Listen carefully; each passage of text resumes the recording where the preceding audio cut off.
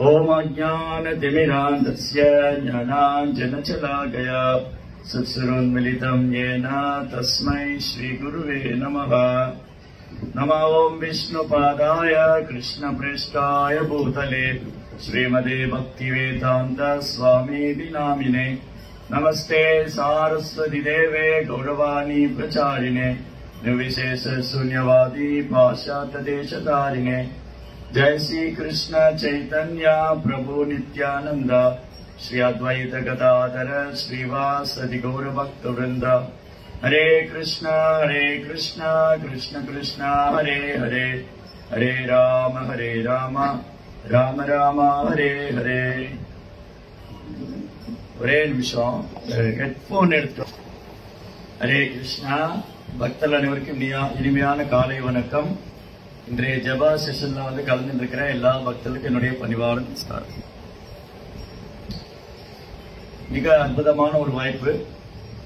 காலையில பக்தர்கள் கூட சத்சங்கத்துல கலந்துகிட்டு நாம ஜபம் செஞ்சு பகவானுடைய நாமத்தை உச்சரிக்கிறது பெரும் பாக்கியம்.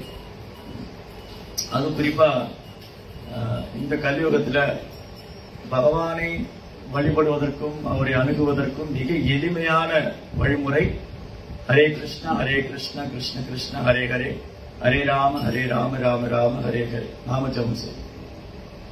இந்த நாம சங்கீர்த்தனம் நாம ஜபத்தை பகவானே 500 ஆண்டுகளுக்கு முன்பாக ஸ்ரீ சைத்தன்ய மகாபுவா அவதாரம் செஞ்சு ஸ்தாபனம் பண்ணார்.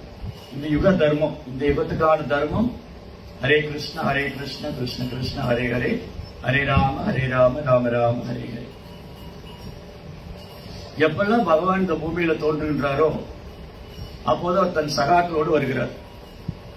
ஆத்மீக லோகத்துல கோலோக விருந்தாவனத்துல யாரெல்லாம் பகவான் கிருஷ்ணருக்கு சேவை பண்ணிட்டு இருக்காங்களோ இந்த நித்திய சித்தர்கள், பகவானுடைய நித்தியமான சேவகர்கள், எட்டர்னல் அசோசியேட்ஸ், நாட்ஸ் எட்டர்னல் அசோசியேட்ஸ், பர்சனல் அசோசியேட்ஸ், பகவானுக்கு நெருக்கமாக சேவை பண்ணக்கூடிய அந்த ஆத்மீக லோகத்துல நித்தியமா சேவை பண்ணக்கூடிய சகாக்கள் இங்க வருவாங்க.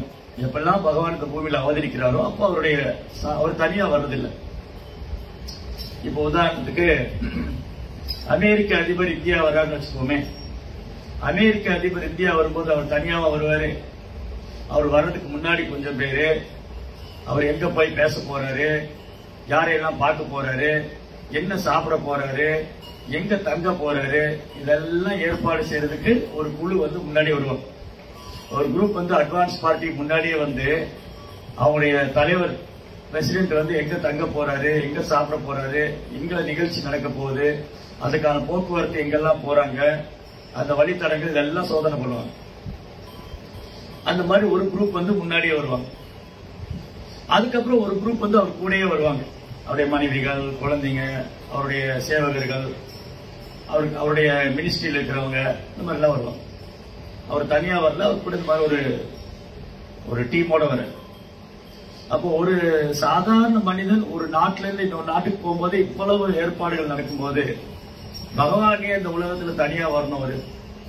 அவருடைய ஆன்மீக உலகத்துல ஒரு நித்தியமான சேவகர்களோடு இருக்காரு. அப்படி அவர் இங்க இறங்கி வரும்போது அவருடைய சேவைக்காக பகவான் எங்க தோன்ற போறாரு, அவருடைய நோக்கம் என்ன, அவருடைய திட்டம் என்ன, அவர் என்னென்ன பிளான் வச்சுட்டு இருக்காரு, அந்த பிளானை எக்ஸிக்யூட் பண்றதுக்கு நம்ம எப்படி சப்போர்ட் பண்றது, எப்படி சேவை பண்றது. பகவான் இந்த பூமியில் அவதரிக்கும் போது அவருடைய திட்டம் என்ன, அந்த திட்டத்தை அறிந்து கொண்டு அவருக்காக நாம் எவ்வாறு சேவை செய்ய போகிறோம், அதுல என்னுடைய பங்கு என்ன அப்படின்னு அந்த தூய பக்தர்கள் ஆன்மீக உலகத்துல பகவானுக்கு நித்தியமா சேவை பண்ணக்கூடிய அந்த நித்திய சித்தர்களை இங்க அழைச்சிட்டு. இதுல விசேஷ தன்மை என்னன்னு கேட்டா, ஏன் அவங்க வரணும், ஏன் பகவான் இந்த பூமியில அவதரிக்கணும், அவர் இவந்தோறும் அவதரிச்சுட்டே தான் இருக்காரு. ஏன் பகவான் இந்த பூமியில அவதரிக்கணும், ஏன் அவருடைய சகாக்களை அழைச்சிட்டு வரணும். பகவான் இந்த பூமியில அவதரிக்கிறதுக்கான நோக்கம், அவருடைய திட்டமே நம்மளெல்லாம் திரும்ப அவர்கிட்ட அழைச்சிட்டு போகணும். குறிப்பா சில பிரபுபாதர் அவருடைய புத்தகங்களையும் உபன்யாசங்களையும் அடிக்கடி சொல்றது, பிரபுபாதர் தன்னுடைய புத்தகங்களையும் உபன்யாசங்களையும் அடிக்கடி மேற்கோள் காட்டுகிறது என்னன்னா, பகவான் இந்த உலகத்தை படைச்சதே நமக்கெல்லாம் ஒரு வாய்ப்பு. பகவான் இந்த உலகத்தை படைச்சதுக்கான அவருடைய திட்டம் என்னன்னா, பகவானுடைய பிளான் என்னன்னா, நமக்கெல்லாம் ஒரு வாய்ப்பு கொடுக்கிறாரு திரும்பி அவர்கிட்ட வர்றதுக்கு. அவரை பற்றி கேட்பதால, பாடுவதால, நாம ஜபிக்கிறதுனால, இதெல்லாம் ஒரு வாய்ப்பு. இந்த வாய்ப்பை பயன்படுத்தி கொண்டு ஜீவாத்மா திருப்பி அவர்கிட்ட போயிடலாம், பகவானுடைய உலகத்துக்கு போகலாம். பிரபுபாதர் வந்து 2 விதமான திட்டம், பகவானே 2 விதமான திட்டத்தை சொல்றாரு. ஒன்று, அவர் ஏன் இந்த ஜட உலகத்தை படிச்சாரு, அதனுடைய ரகசியமான காரணம் என்ன. வெளிப்படையான காரணம் ஒண்ணு இருக்கு, ரகசியமான காரணம் இருக்கு. பகவான் இந்த உலகத்தை படைத்ததுக்கான வெளிப்படையான காரணம், ஜீவ ஆத்மாக்கள் நாம உழைப்பு அனுபவிக்கணும், கிருஷ்ணரை விட்டுட்டு நம்ம தனித்து அனுபவிக்கணுங்கிற அந்த எண்ணம் ஜீவனுக்குள்ள வந்ததுனால அந்த ஜீவனுக்கு ஒரு வாய்ப்பு கொடுக்கிறார். சரி போட்டோம், அவங்க இந்த ஜட உலகத்துல போய் நான் இல்லாம சந்தோஷமா இருக்க முடியுமா அப்படின்னு முயற்சி பண்ணுறோம். அப்படின்னு நம்முடைய விருப்பத்தை பூர்த்தி செய்யறதுக்காக, அவருக்கு ஒன்றும் விருப்பம் இல்லை, ஆனா நம்மளுடைய விருப்பத்தை பூர்த்தி பண்றதுக்காக இந்த ஜட உலகத்தை படைச்சிருக்காரு. இல்லாட்டி இந்த ஜட உலகத்துல நமக்கு ஒரு ஆக வேண்டிய வேலை ஒன்றும் கிடையாது. நல்லா யோசிச்சு பாருங்க, இந்த ஜட உலகத்துல நமக்கு ஆக வேண்டிய வேலை எதா இருக்கா? தேவையில்லாம இந்த ஜட உலகத்துல வந்திருக்கோம், தேவையில்லாம இந்த உடம்பு எடுத்துக்கணும். இந்த உடல் எடுத்ததுனாலதான் எல்லா பிரச்சனையுமே, நம்முடைய பிரச்சனைக்கு எல்லாம் முக்கியமான காரணமே நம்ம இந்த உடல் எடுத்துக்கிட்டது தான். இந்த உடல் எடுத்ததுனாலதான் உடலால பிரச்சனை, இந்த உடல் எடுத்ததுனாலதான் மனதால பிரச்சனை, இந்த உடல் எடுத்துனதுனாலதான் இயற்கையினால பிரச்சனை, இந்த உடல் எடுத்துனதுனாலதான் மற்ற ஜீவராசிகளால் பிரச்சனை. இப்படி ஏதோ ஒரு வகையில் நம்ம துன்பத்தை அனுபவிச்சுட்டே இருக்கோம். அப்ப இந்த உடல் மாற்றத்திலிருந்தும் இந்த பிறப்பு சக்கரத்திலிருந்து விடுபடும். அதுக்கு வந்து பகவான் ஒரு வாய்ப்பு கொடுத்திருக்காரு. ஆனா நம்ம என்ன பண்ணிடுறோம், நம்ம ஒரு திட்டம் வச்சிருக்கோம். பெரும்பாலும் இன்னைக்கு மக்கள் என்ன திட்டம் வச்சிருக்காங்க, இந்த உலகம் வந்து அனுபவிக்கிறதுக்காக எனக்கு மனுஷ வாழ்க்கை கிடைச்சு நான் அனுபவிச்சிடலாம், லண்டன் போலாமா, அமெரிக்கா போலாமா, அங்க போலாமா, இங்க போலாமா, எல்லாமே வந்து அனுபவிக்கிற எண்ணம். இந்த அனுபவிக்கணுங்கிற எண்ணம் இருக்கிற வரைக்கும் நம்ம ஜட உலகத்தை விட்டு விலகவே முடியாது. இந்த அனுபவிக்கிற எண்ணம் இருக்கிற வரைக்கும் நம்ம ஜட உலகத்தை விட்டு போக முடியாது. அப்போ நம்மளுடைய திட்டம் என்னன்னா, இந்த ஜட உலகத்துல எப்படி அனுபவிக்கணும்னு.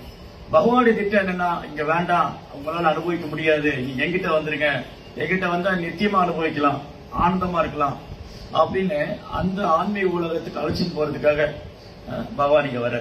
இது அவருடைய காரணமற்ற கருணை.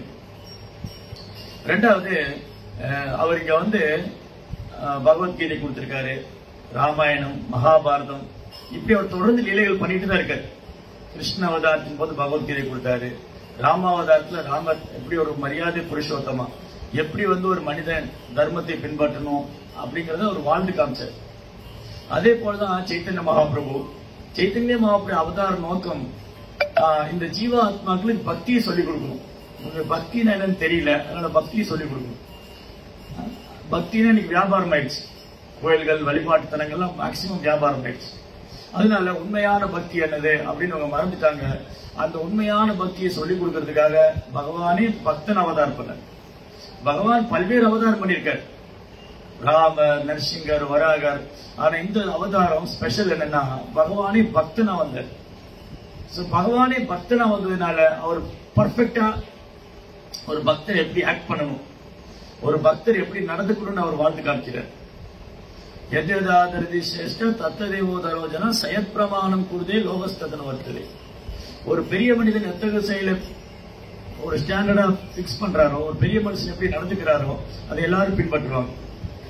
அதனால சைத்தன்ய மகாபிரபு பகவானே பக்தனா வந்து அவர் எல்லாருக்கும் கிருஷ்ண பக்தி கொடுக்கிறார். அவரும் பக்தியை பயிற்சி பண்றாரு, அவர் கிருஷ்ண பக்தியை அனுபவிக்கிறாரு, அவரும் நாம ஜபிக்கிறாரு, ஹரே கிருஷ்ணா கிருஷ்ண கிருஷ்ண ஹரே ஹரே, ஹரே ராம ராம ராம ஹரே ஹரே. அப்படி அந்த நாம ஜபிக்கும் போது ஒரு கண்கள்ல இருந்து கண்ணீர் வரும். அந்த நாமத்தை அவர் அனுபவிக்கிறார், அத வந்து அந்த பிரேமத்தை அவர் அனுபவிக்கிறார். சோ அவர் அனுபவிக்கிறதுனால அவர் என்ன பண்றாரு, இது எல்லாருக்கும் கொடுக்கணும், இது ரொம்ப சந்தோஷமா இருக்கு, இது எல்லாருக்கும் கொடுக்கணும், என்னுடைய நாமம் அவ்வளவு ஆனந்தமானது, எனது நாமம் அவ்வளவு ஆனந்தம் தரக்கூடியது, அப்பயே எல்லாரும் சொல்லக்கூடாது. சோ இப்படி பகவானே சைத்தன்ய மகாபிரபு அவதாரம் பண்ணி பக்தி எல்லாருக்கும் கொடுக்குறாரு. சுத்த பக்தி, பியூர் டிவோஷன், நாம ஜபம், சுத்த பக்தி, பாகவத தர்மம். சோ பாகவத தர்மத்தையும் நாம ஜபத்தையும் சுத்த பக்தியும் சைத்தன்ய மகாபிரபு. சோ அப்படி சைத்தன்ய மகாபிரபு இந்த பூமியில வரும்போது தன் சாராக்களையும் அழைச்சிட்டு வர்றாரு. இந்த சாராக்கள் எல்லாருமே வந்து சாதாரண நபர்கள் அல்ல. சத் கோஸ்வாமிகள், 6 கோஸ்வாமிகள், நரோத்தமதாஸ் தாக்கூர், ஷியாமானந்த பண்டிதர், இவங்க எல்லாருமே பகவானே நித்தியமா ஆன்மீக உலகத்துல நித்தியமா சேவை பண்றவங்க.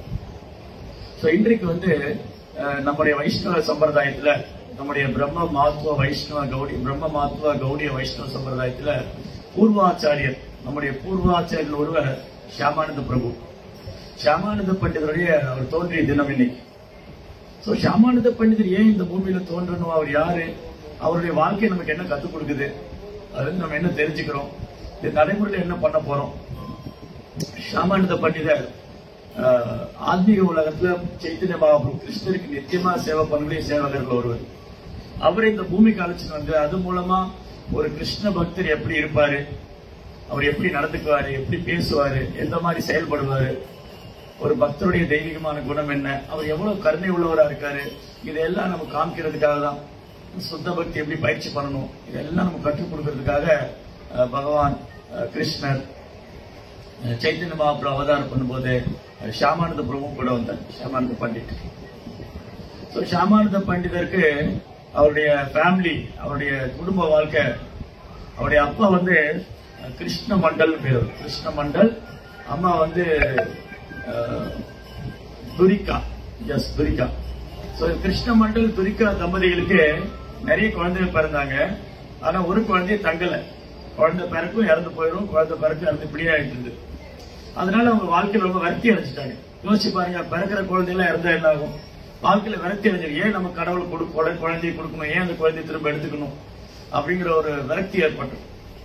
இப்படி நிறைய குழந்தைகள் பிறந்து அவங்க அந்த குழந்தையை தங்காம இருந்த சமயத்துல இந்த குழந்தை பிறந்தது. அப்ப அவங்க என்ன நினைச்சுக்கிட்டாங்க, இந்த குழந்தை மட்டும் என்ன தங்கமா போகுது, எப்படி இந்த குழந்தை இறக்கதா போகுதுன்னு அந்த குழந்தைக்கு துக்கின்னு பேர் வச்சுட்டாங்க.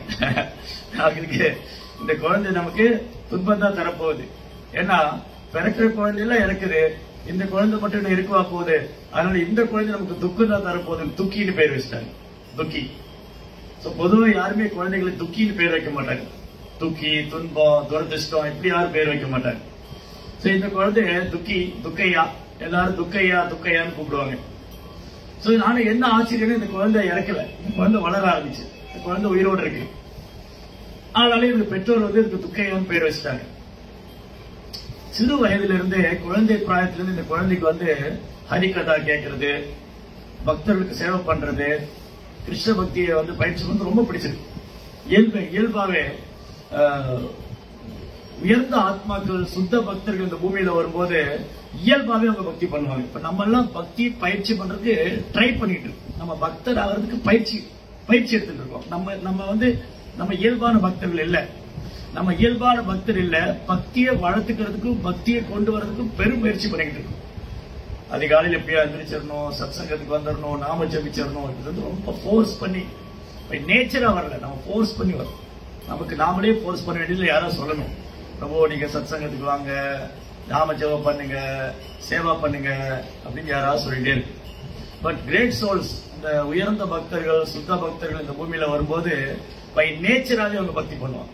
இந்த குழந்தைக்கு இயல்பாவே வந்து ஹரிகதால, கிருஷ்ண கதால ரொம்ப ஆர்வம். அந்த குழந்தை அடிக்கடி என்ன நினைச்சிட்டு இருக்கு, நான் வந்து கிருஷ்ண உணர்வுல முன்னேற்றம் அடையணும், கிருஷ்ண பக்தியில நான் பக்குவமாகணும், நான் ஒரு சுத்த பக்தராகணும், எனக்கு ஒரு குருவுடைய ஆசீர்வாதம் வேணும். குருவுடைய கருணை இல்லாம கிருஷ்ண உணர்வுல முன்னேற்றம் அடைகிறதோ அல்லது கிருஷ்ண உணர்வுல பக்குவம் அடைகிறதோ வந்து அவ்வளவு சாத்தியம் இல்லை. குருவுடைய கருணை அது அவெல்லாம் எல்லாரும் குரு கிருஷ்ண பிரசாதமாய் பக்தி லதா பீஜா, குருவுடைய கருணையால, கிருஷ்ணனுடைய கருணையினால பக்திங்கிற விதை நமக்கு கிடைக்கும். அதை டெவலப் பண்ணும், அப்பதான் நமக்கு சுத்த பக்தி வரும். அப்ப இவரு குருவை தேடி பிரயாணம் பண்றாரு. கங்கை கரையில பெரும்பாலும் அன்னைக்கு சாதுக்கள்லாம் கங்கை கரையை புகழம் கொள்வாங்க. கங்கை கரையில சாதுக்கள் இருப்பாங்க. அந்த சாதுக்கள்ல யார் நம்ம குருவா எடுத்துக்கிறது, யாரு பரம்பரா அங்கீகரிக்கப்பட்ட அதிகாரப்பூர்வமான ஆச்சாரிய சம்பிரதாயத்துல யாரு வராங்க, இதெல்லாம் பரிச்சை பண்ணி ஒரு நல்ல குருவை தேர்ந்தெடுப்பாங்க. அப்ப இவர் ஒரு சமயம் சில சாதுக்களோடு யாத்திரை போகும்போது ஹிருதய சைத்தன்யான்னு ஒரு பக்தர் சந்திக்கிறார். ஹிருதய சைத்தன்யங்கிறவரு ஆகச்சிறந்த ஒரு பெரும் பக்தர், தூய பக்தர். நம்ம வந்து ஒரு ஆச்சாரியரை பத்தி பேசும்போதோ இல்ல அவங்க குணங்களை பத்தி பேசும்போதோ அடுத்தடுத்து 2-3 ஆச்சாரியருடைய குணங்களும் அவங்களுடைய லீலைகளும் அதுல சம்பந்தப்பட்டது, அதை நம்ம தவிர்க்கவே முடியாது. ஹிருதய சைத்தன்யர்களுக்கு பேர் வந்து சைத்தன்ய தாஸ் இருந்தது, அவருக்கு ஹிருதய சைத்தன்யான்னு பேர் வந்து. ஹிருதயம்னா ஹார்ட். அவருடைய ஹார்ட்ல வந்து எப்பவுமே பகவான் குடிகொண்டிருக்கிறார். அதனால ஹிருதய சைத்தன்யா. ரொம்ப அழகான ஒரு லீலை நடந்தது பெங்கால்ல. ஏன்னா நம்முடைய சம்பிரதாயம் பெரும்பாலும் வங்கதேசத்திலிருந்து தோன்றியது. ஏன்னா சைத்தன்ய மகாபிரபு வங்கதேசத்துல அவதரிச்சாரு. இது வங்கதேசத்தை தழுவி வந்த சம்பிரதாயமா இருக்கிறதுனால இது கௌடிய வைஷ்ணவ சம்பிரதாயம். வங்கதேசத்தை தொடங்கி பிரபுபாதர் உலகம் முழுவதும் இந்த சம்பிரதாயத்தை கொண்டு போய் சேர்த்தார். ஒரு காலத்துல இந்த கௌடிய வைஷ்ணவம் வந்து இந்தியாவில மட்டும்தான் இருந்தது. அது குறிப்பா வட இந்தியால அஸ்ஸாம், பீகார், ஒரிசா, இந்த மாதிரி விருந்தாவன், ஒரு சில இடங்கள்ல மட்டும்தான் கௌடிய சம்பிரதாயம் இருந்தது. பக்தி சித்தாந்த சரஸ்வதி தாக்கூர், நம்முடைய பிரபுபாடைய குரு, ஆன்மீக குரு, நம் பூர்வாச்சாரியர் பக்தி சித்தாந்த சரஸ்வதி தாக்கூர் பாரதம் முழுவதும் 64 கௌடிய மடங்களை நிறுவனர். சென்னையில கூட அவர் வந்திருக்கார். சென்னையில கௌடி மடம் ஸ்டார்ட் பண்ணார். அதுக்கப்புறம் சில பிரபுபாதர் தன் குருவோடைய கட்டளையை நிறைவேற்றுவதற்காக உலகம் முழுவதும் சுற்றுப்பயணம் செஞ்சு சைத்தன்ய மகாபிரபுடைய போதனைகள், நாம சங்கீர்த்தனம், நாம ஜபம், பாகவத தர்மத்தை உலகம் முழுவதும் பிரச்சாரம் பண்ணார். இன்னைக்கு எண்ணற்ற லட்சக்கணக்கான பேர் இந்த கௌடிய சம்பிரதாயத்தை ஃபாலோ பண்றாங்க. பெஸ்ட். ஏன்னா நம்ம பின்பற்றக்கூடிய சம்பிரதாயம் ஆக சிறந்த ஒரு சம்பிரதாயம். வெறும் ஆச்சாரியர்கள், சுத்த பக்தர்கள், பகவானே இந்த சம்பிரதாயத்துல பக்தனா அவதரிச்சிருக்காரு. அதனால கௌடிய வைஷ்ணவங்கிறது ஒரு சாதாரண ஒரு சம்பிரதாயம் இல்ல, ஏதோ ஒரு சாதாரண மடமோ இல்ல ஒரு சத்திரமோ இல்ல. இது வந்து ஆக சிறந்த ஒரு சம்பிரதாயம். பெரும் பாக்கியம் பண்ணிருக்கோம். இன்னைக்கு வந்து பக்தர்கள் சங்கத்துல இருந்து பிரபுபாடைய உபதேசங்களை பின்பற்றுறதுக்கு ரொம்ப பாக்கியம் பண்ணிருக்கு. 1001 அந்த பாக்கியம் கிடைக்கும். அப்போ இவர் வந்து இந்த ஹிருதய சைத்தன்யர், அவருடைய குரு வந்து கௌரிதாசன், கௌரிதாஸ் பண்டிட். கௌரிதாசர் வந்து சைத்தன்ய மகாபிரபு மிக நெருக்கமான சகர்கள் ஒருவர். கௌரிதாசன் ஒரு முறை சைத்தன்ய மகாபிரபு கௌரிதாஸ் பார்க்க வர. சைத்தன்ய மகாபிரபு வந்து நவதீப் தாம் அவருடைய பர்த் பிளேஸ். சைத்தன்ய மகாபிரபு தோன்றியது வந்து, மகாபிரபு தோன்றியது நவதீப் தாம்ல, ஸ்ரீதாம் மாயாப்பூர். அங்கிருந்து அம்பிகா கல்னாங்கிற இடம், அம்பிகா கல்னாங்கிற இடத்துலதான் கௌரிதாசருடைய பர்த் பிளேஸ் ஆச்சு, அவர் பிறந்தவர். இப்ப இந்த இடங்கள்லாம் இன்னைக்கு போனாலும் பார்க்கலாம், இருக்கு. அம்பிகா கல்னா, அங்க கௌரிதாசர் வழிபாடு பண்ண சைத்தன்ய விக்கிரகம் இன்னைக்கு பார்க்கலாம், இன்னைக்கு போனாலும் பார்க்கலாம். ரொம்ப அழகான விக்கிரகம். கௌர நித்தாய், கௌரங்கர் நித்யானந்தர் அப்படி பொன் நிறத்தில் இருப்பாங்க. தாமரை போல கண்கள், பறந்து விரிந்த தோள்கள், முழங்கால் விரிந்த கரங்கள், அப்படி ஒரு தேஜஸான விக்கிரகம் கௌர நித்தாய், கௌரங்கர் நித்யானந்தர். ஒரு நாள் சைத்தன்ய மகாபிரபு கௌரிதாசர் சந்திக்க வந்தாரு. அவர் கங்கையில படகு ஓட்டிட்டு வந்தார். அப்பெல்லாம் படகு வந்து துடுப்பு போடுவாங்க, துடுப்பு போட்டு ஓட்டுவாங்க. இன்னைக்கு மோட்டார் படகுலாம் வந்துச்சு, அன்னைக்கு துடுப்பு போட்டு ஓட்டுவாங்க. சைத்தன்ய மகாபிரபு என்ன பண்ணாரு, இந்த படகுல துடுப்பு போட்டு ஓட்டிட்டு வந்துட்டு அந்த துடுப்பே கையில எடுத்துட்டு வந்துட்டு கௌரிதாஸ் கொடுக்குறாரு. கௌரிதாசா, இந்த துடுப்பு நீங்க வச்சுக்கோங்க, இந்த துடுப்பை வந்து நீங்க வச்சுக்கோங்க. அவர் கேட்கிறாரு, மகாபிரபு இந்த துடுப்பு வச்சு நான் என்ன பண்றது, இதை வச்சு நான் என்ன பண்றது, இதை வச்சு இந்த மக்களை வந்து, இந்த ஜட உலகத்தில் இருக்கிற மக்களை சம்சார சாகரம், பிறப்பு இறப்புங்கிற கடல்ல இருந்து விடுவிச்சிருங்க. நீங்க வந்து ஒரு ஆச்சாரியர், நீங்க ஒரு கேப்டன். சோ கேப்டன் தான் வந்து தெரியும் எப்படி வந்து கப்பலை வந்து ப்ராப்பரா டிரைவ் பண்ணி கரைக்கு போய் சேர்க்கணும். அதே போல நீங்க வந்து இந்த துடுப்பு வச்சுட்டு இங்க இருக்கிற எல்லா ஜீவன்களையும் பிறப்பு இறப்புங்கிற சம்சார சாகரத்திலிருந்து விடுவிச்சிருங்க, கடல்ல இருந்து, பிறப்பிறப்பு கடல்ல. அப்புறம் நீங்க ஒரு நாள் நவதீப் வாங்க அப்படின்னு, உங்களுக்கு ஒரு பரிசு வச்சிருக்கேன், கிஃப்ட் தரேன். இவர் ஒரு நாள் நவதீப் போனாரு. சைத்தன்ய மகாபிரபு அவர் கையில எழுதின பகவத்கீதை, இந்த புத்தகம் இன்னைக்கும் இருக்கு. நீங்க வந்து அம்பிகா கல்னா போனா அந்த ஓலைச்சுவடி, சைத்தன்ய மகாபிரபு அவர் கையில எழுதின 700 ஸ்லோகங்கள் பகவத்கீதா, அதை வந்து கௌரிதாஸ் கிஃப்டா கொடுத்தாரு, பரிசா கொடுத்தாரு. இது மாதிரி கௌரிதாசர் வந்து சைத்தன்ய மகாபிரபு மிக பிரியமான சகாக்கள் ஒருவர். அப்போ ஒரு நாள் என்ன நடந்தது, சைத்தன்ய நித்யானந்தர் 2 பேரும் கௌரிதாசரை பார்க்க வந்தாங்க. அவர் சன்னியாசத்துக்கு போறதா சொன்னார். சைத்தன்ய மகாபிரபு வந்து நான் சன்னியாசத்துக்கு போக போறேன். இதை கேட்ட உடனே கௌரிதாசரை தாங்க முடியல, அழற. ஓ, சன்னியாசம் எடுத்துட்டு மகாபிரபு நம்ம விட்டு போயிடுவாரோ, அதனால என்னால மகாபிரபு விட்டு இருக்க முடியாது, நீங்க போக கூடாது, இங்கே தான் இருக்கணும், நீங்க என்னை விட்டு போக கூடாதுன்னு அழற. மகாபிரபுடைய தாமரை பாதங்களை பிடிச்சிட்டு, மகாபிரபு என்னை விட்டு போயிடாதீங்க, நீங்க சன்னியாசம் எடுத்துட்டு போட்டா என்னால உயிர் வாழ முடியாது, என் கூட யார் இருப்பாங்க, எங்களை யார் கைட் பண்ணுவாங்க, எங்களை யார் எங்க கிட்ட யார் அன்பு செய்வாங்க அப்படின்னு அழற. சோ மகாபிரபு அவரோட தோளோடு எடுத்து தழுவிட்டு சொல்றாரு, கௌரிதாசா ஏன் இப்படி அழற, நீ அழாத, நான் சன்னியாசம் எடுத்து கிருஷ்ண பக்தி பிரச்சாரம் பண்ண போறேன், அதுக்காக தான் அவதாரம் பண்ணேன், சோ நீயும் என்ன நினைச்சிட்டே இருந்த. இல்ல நான் உங்களை நினைச்சுக்குவேன், ஆனா என்னால உங்களோட சங்கம் இல்லாம இருக்க முடியாது. நீங்க சன்னியாசத்துக்கு போயிட்டீங்கன்னா எப்படி நான் உங்க கூட இருப்பேன்? அப்போ சைத்தன்ய மகாபிரபு இவர் மேல உள்ள அன்பை பார்த்துட்டு என்ன பண்றாரு, அவர் சொல்ற நான் உனக்கு 2 விக்கிரகம் கொடுக்குறேன், நீ 2 விக்கிரகம் வச்சுக்கோ, நானும் எனக்கும் நீ அந்த விக்கிரகத்துக்கு சேவை பண்றது மூலமா எனக்கு சேவை பண்ணலாம். இவருக்கு கொஞ்சம் ஒரு மனசுல என்னதான் இருந்தாலும் சைத்தன்ய மகாபிரபு நேரா என் முன்னாடி இருக்கிறதுக்கும் அவர் விக்கிரக ரூபத்தில் இருக்கிறதுக்கு வித்தியாசம் உண்டே அப்படின்னு ஒரு சின்ன ஒரு ஏற்றுக்கொள்ள முடியல, அவரால் அக்செப்ட் பண்ணிக்க முடியல. விக்கிரகம் தான், மகாபிரபு நம்ம கூட இருக்கணுமே. அவருக்கு என்னன்னா விக்கிரகத்துக்கும் பகவானுக்கும் வித்தியாசம் இல்லைன்னு பகவான் ப்ரூவ் பண்றாரு லீலை மூலமா. சைத்தன்ய மகாபிரபு விக்கிரகத்துக்கும் பகவானுடைய விக்கிரகத்துக்கும் பகவானுக்கும் யாருக்கும் ஒரு வித்தியாசம் கிடையாது அப்படின்னு உறுதிப்படுது. அப்ப என்ன சொன்னாரு, மகாபிரபு புரிஞ்சு போயிடுச்சு. கௌரிதாசர் கொஞ்சம் மனம் திருப்தி இல்லை. ஏன்னா மகாபிரபு பர்சனலா இருக்கிற மாதிரி இருக்காது விக்கிரக வழிபாடு. நான் விக்கிரகம் வச்சுட்டு இருந்தா மகாபிரபு பர்சனலா எங்க கூட இருக்கிற மாதிரி இருக்காது அப்படின்னு அவர் கொஞ்சம் அதுல சாட்டிஸ்பாக்சன் இல்லை, அது திருப்தி இல்லை, கொஞ்சம் மனம் அதுல திருப்தி அடையல. அப்போ பகவான் என்ன பண்ணாரு, ஓகே கௌரிதாஸ், இப்ப நாங்க 4 பேர் இருக்கோம், நான் இருக்கேன், நித்யானந்தர் இருக்காரு, எங்களுடைய விக்கிரகம் 2, சைத்தன்யோட விக்கிரகம், நித்யானந்த விக்கிரகம். நீ 4 பேருக்கு பிரசாதம் பரிமாறு, 4 பேருமே சாப்பிடுவோம், 2 பேர் உன் கூட இருப்போம், 2 பேர் கிளம்பிடுவோம். உடனே ஒரு பெரிய விருந்து பண்ணி 4 பேருக்கு பரிமாறாரு. அவர் கண்ணு முன்னாடியே 4 பேர் சாப்பிடுறாங்க. சைத்தன்ய மகாபிரபு, நித்யானந்த பிரபு, சைத்தன்யோட விக்கிரகம், நித்யானந்தோட விக்கிரகம், 2 பகவான், 2 பகவானுடைய விக்கிரகம். சைத்தன்ய மகாபிரபு, நித்யானந்த பிரபு 2 பேரும் பகவான். அந்த 2 பேருடைய விக்கிரகம் கௌரங்க, நித்யானந்த, சைத்தன்ய விக்கிரகம், நித்யானந்த விக்கிரகம், 4 பேருமே ஒரு முன்னாடி சாப்பிடுறாங்க. இதுக்கு ஆச்சரியமா இருக்கு. இந்த விக்கிரகம் நம்ம நிவேதனம் பண்ணும்போது சாப்பிடுறாங்க, நமக்கு டவுட் நிறைய பேருக்கு இந்த நாத்திகர்லாம் கேட்பாங்க, நாத்திகர்கள் சவால் விடுவாங்க, என்ன நீங்க பகவானுக்கு படைக்கிறீங்க, எப்படி அது சாப்பிட்டாரு, எப்படி ஏத்துக்கிட்டாரு? நம்பிக்கை இல்லாதவங்களுக்கு பகவான் கிருஷ்ணர் தன்னை வெளிப்படுத்த வேண்டிய அவசியமே கிடையாது, அவங்களுக்கு நம்ம விளக்கம் கொடுக்கணும்னு அவசியமும் கிடையாது. ஆனா இங்க ரொம்ப அழகா கண்ணு முன்னாடி பகவான் காமிச்சாரு, பிரதிமா மூர்த்தி நகி துமி சாட்சாத் ரஜேந்திரந்தனா, கிருஷ்ணா நீங்க விக்கிரகமோ கல்லோ மண்ணோ மரமோ சிலையோ அல்ல, நீங்க முழு முதல் கடவுள். பகவான் விக்கிரக ரூபத்தில் அவதரிக்கிறார். இன்றைக்கும் விக்கிரக ரூபத்தில் எவ்வளவு கோயில்கள் இன்றைக்கு அற்புதங்கள் பண்ணிட்டு தான் இருக்கு. பாண்டுரங்கர், ஜெகநாதர், ரங்கநாதர், குருவாயூரப்பர், எல்லா விக்கிரகங்களும் அங்க இருக்கிற பக்தர்களோட சுத்த பக்தரோட அன்பு பரிமாற்றம் பண்ணதான் செய்யறாங்க. ஆரம்ப நிலை பக்தருக்கு வேணா அந்த விக்கிரகமா தெரியலாம், இதுல பகவான் இருக்காரா இல்லைன்னு சந்தேகம் வரலாம். ஆனா பகவானுக்கு சேவை செய்ய பகவான் தன்னை காமிச்சு கொடுப்பாரு, இந்த விக்கிரகத்திலிருந்து உங்க சேவையை நான் ஏற்றுக்கொள்கிறேன். நாம ஜபம் பண்ண கிருஷ்ணா தன்னுடைய லீலைகளை முழுவதும் வெளிப்படுத்துவார்னு ஆச்சாரியர் சொல்றாரு ரூப கோஸ்வாமி. அத ஸ்ரீ கிருஷ்ண நாபாதி நான் பவேத்ராயம் இந்திரியை சேவோன்முகே ஜீவாவும் ஸ்வயமேவ ஸ்பிராப்தியதா.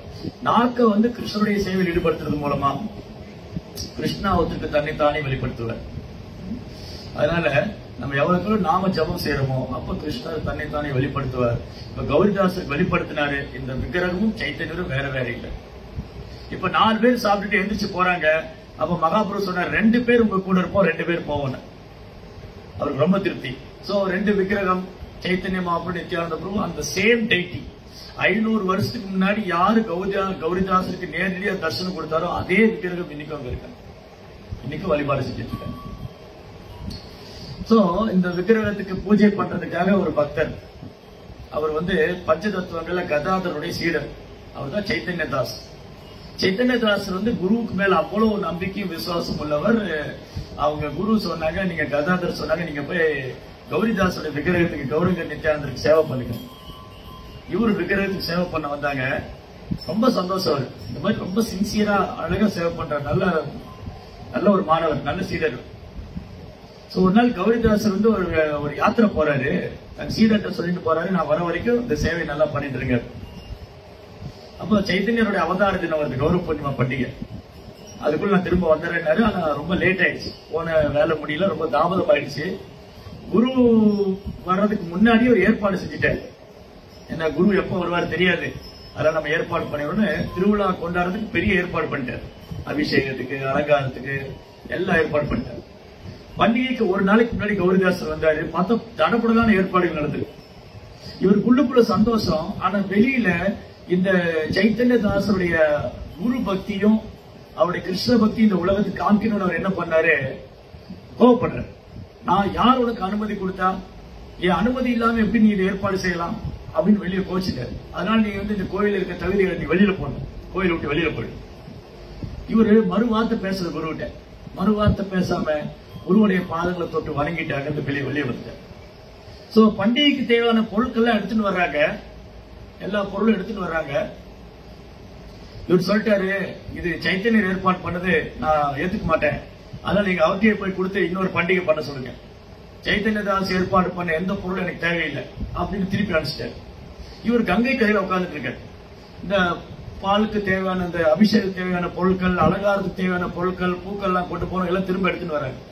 எடுத்துட்டு வந்து சொல்றாங்க, உங்க குரு வந்து திருப்பி அனுப்பிச்சிட்டாங்க, ஏத்துக்க மாட்டேங்கிறாரு, நீங்க தான் இதெல்லாம் ஏற்பாடு செஞ்சீங்க, அதனால உங்களை தனியா இன்னொரு பண்டிகை பண்ண சொல்றாரு. ஓகே, என்னுடைய குருவுடைய கட்டளை அப்படின்னா அதை நான் ஏத்துக்க தயாரா இருக்கு. அவர் கங்கை கரையில இன்னொரு பண்டிகை பண்ணிட்டு இருக்கு. அப்ப என்ன நடந்தது, இவர் பண்டிகை பண்ணும் போது இவர் கீர்த்தனை பாடுறாங்க. எல்லா கீர்த்தனை பாடி நடனம் ஆடும்போது கௌரிதாசர் அவருடைய கோயில்ல பூஜை பண்றாரு. பகவானுக்கு பிரசாத நிவேதனம் பண்ண போனா அந்த கோயில விக்கிரகத்தை காணும், கோயில்ல இருந்து விக்கிரகத்தை காணும். இவருக்கு பயங்கர கோபம். கோயில்ல இருக்கிற விக்கிரகத்தை யார் தூக்கிட்டு போயிருப்பா, ஒருவேளை சைத்தன்யதாஸ் தான் தூக்கிட்டு போயிருக்கணும். அவர் வந்து இன்னொரு பண்டிகை பண்றேன்னு சொன்னார், அவருக்கு விக்கிரகம் கிடையாது, ஏன் விக்கிரகத்தை தூக்கிட்டு போயிருக்கணும். பெரிய ஒரு தடி எடுத்துட்டு அடிக்க போறாரு, அவர் அடிக்கலான்னு போறாரு. என்ன துணிச்சில இருந்தா கோயில் வந்து விக்கிரகத்தை தூக்கிட்டு போவாரு. அங்க போனா இவர் பாக்குறாரு, அந்த கூட்டத்துக்கு நடுவுல பக்தர்கள்லாம் கீர்த்தனம் பண்ணி நடனம் ஆடுறாங்க. ஹரே கிருஷ்ணா கிருஷ்ண கிருஷ்ணா ஹரே ஹரே, ஹரே ராம ராம ராம ஹரே ஹரே. இந்த பக்தர்கள்லாம் கீர்த்தனம் பாடி நடனம் ஆடிட்டு இருக்காங்க. அந்த கூட்டத்துக்கு நடுவுல இந்த கௌரகுரு நித்யானந்தரும் நடனம் ஆடிட்டு இருக்காரு. அந்த கூட்டத்துக்கு நடுவுல இந்த கௌரகுரு நித்யானந்தரும் நடனம் ஆடுறாங்க. இவர் பார்த்து ஷாக் ஆயிடுச்சு. என் கோயில் உள்ள விக்கிரகமா இப்ப வந்து நடனம் ஆடிட்டு இருக்காங்க அப்படின்னு பார்த்து ஷாக் ஆயிட்டாரு, அதிர்ச்சி ஆயிடுச்சு. இவரு கௌரிதாசர் வந்திருக்காருன்னு பார்த்த உடனே சைத்தன்ய பயந்து போய், ஐயோ இவர் வந்துட்டாரு, எங்கேயாவது நம்ம அடிச்சிடுவாரோ, கோயிலை விட்டு சொல்லாம ஓடி விட்டாரு. சோ சைத்தன்யதாசருடைய அன்பு கௌரங்கர அவர் கோயில் வந்து வர வச்சிருச்சு. சைத்தன்யதாசுக்கு வந்து சைத்தன்ய மகாபிரபு மேல உள்ள அன்புனால இவர் வந்து இங்க பண்டிகை கொண்டாடுறாரு. அங்க கோயில்ல பகவான் விக்கிரகத்தினால இருக்க முடியல, அவருக்கு ஓடி விட்டார். இங்க ஓடி வந்து கூட்டத்துக்கு நடுவில் டான்ஸ் ஆடுற சைத்தன்யதாஸ் கீர்த்தனை பாடிட்டு இருக்காரு.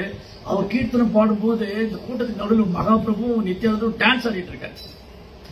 கடைசியில் என்னாச்சு, கௌரிதாசர் பார்த்த உடனே மகாபிரபு வெக்கப்பட்டு ஒளிஞ்சுக்கிட்டு இடம் ட்ரை பண்றாரு. எங்க ஒளிஞ்சிக்கலாம், ஐயோ கௌரிதாஸ் வந்துட்டாரு, நம்மளை பிடிச்சிருவாரோ அப்படின்னு ஒளிஞ்சுக்க ட்ரை பண்றாரு. கடைசியில் என்ன பண்ணாரா, சைத்தன்யருடைய இதயத்துக்குள்ள போய் ஒளிஞ்சுக்கிட்டாரு. சைத்தன்ய அவர் கௌரிதாசர் முன்னாடி சைத்தன்ய மகாபிரபு நித்யானந்தர் ரெண்டு விக்கிரகங்களும் என்ன பண்ணாங்க, சைத்தன்யருடைய இதயத்துக்குள்ள, சைத்தன்யதாசோட இதயத்துக்குள்ள போய் ஒழிச்சுக்கிட்டாங்க. அந்த தடியை கீழே போட்டு ஓடி வந்து தன்னுடைய சீடரை கட்டி தள்ளி வைக்கிறார். இவர் காலில் வந்து நமஸ்காரம் பண்றாரு குரு மகாராஜுக்கு. இவர் கட்டி தழுவிட்டாரு. இன்னிலிருந்து ஒரு பேர் ஹிருதய சைத்தன்யன், உங்க இதயத்துல எப்பவுமே சைத்தன்யர் குடிகொண்டிருக்காரு. சோ இந்த மாதிரி சுத்த பக்தருடைய கருணை, அவங்க மகிமை இந்த உலகத்துக்கு காமிக்கிறது தான் அவர் வந்து அப்படி செஞ்சார். அதுக்கப்புறம் இந்த ஹிருதய சைத்தனுடைய சீடர் தான் ஷாமானந்தர். ஷாமானந்த் அவருக்கு வந்து ஆக்சுவலி துக்கின்னு பேர், நம்ம பேசுற துக்கையா. இவரு ஹரிதாஸ்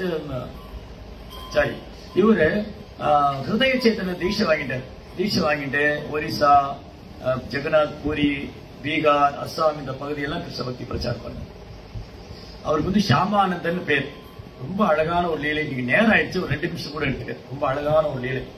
ஷாமானந்த அவருக்கு வந்து ஆக்சுவலி துக்கி கிருஷ்ணதாஸ் தான் பேர். அவர் குரு கொடுத்த பேர் வந்து, உங்க அப்பா அம்மா உனக்கு துக்கையான்னு பேர் வச்சுட்டாங்க, அவனை கிருஷ்ணதாசன் பேர் வைக்கிறார். கிருஷ்ணதாசன் பேர் வச்சுட்டு நீங்க பிருந்தாவன்ல போய் ஜீவகோசாமி இருக்கார், அவர்கிட்ட சாஸ்திரம் படிச்சுக்கோங்க அப்படின்னு அனுப்பிச்சு வைக்கிறேன்.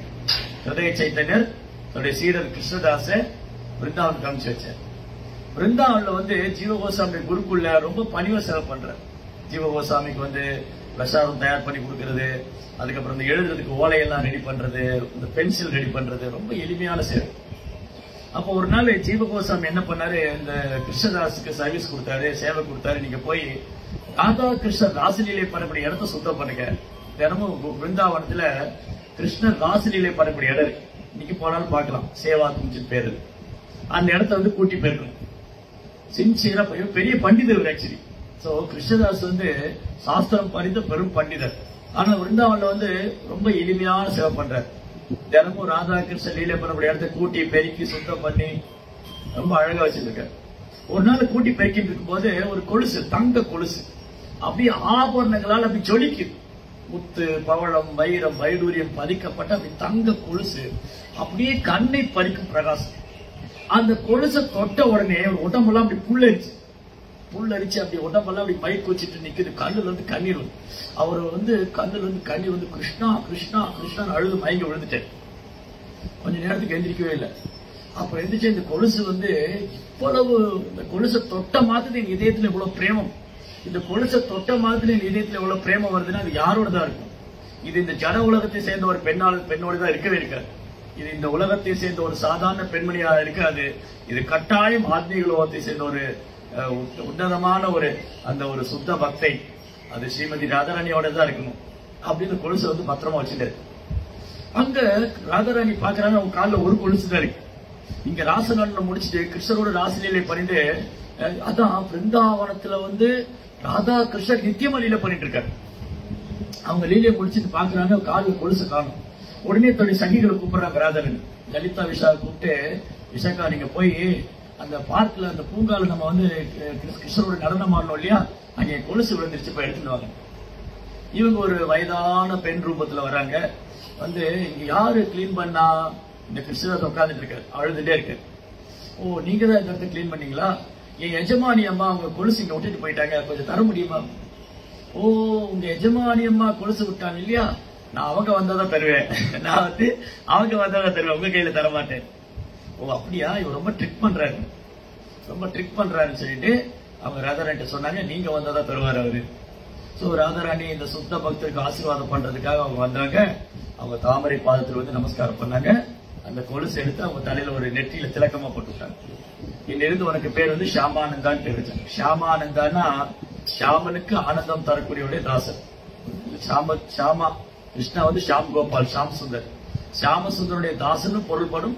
ஷியாம சுந்தரனுக்கு ஆனந்தம் தரக்கூடியவருடைய தாசனும் பொருள்படும். ஸ்ரீமதி ராதாராணியுடைய தாசனும் பொருள்படும். இந்த மாதிரி ஒரு சுத்த பக்தி உள்ள ஒரு பக்தர் எப்படி பகவானுடைய லீலைகள்ல அன்பு பரிமாற்றம் செய்யறாரு, எப்படிலாம் வந்து அந்த பக்தியை வெளிப்படுத்தினாங்க.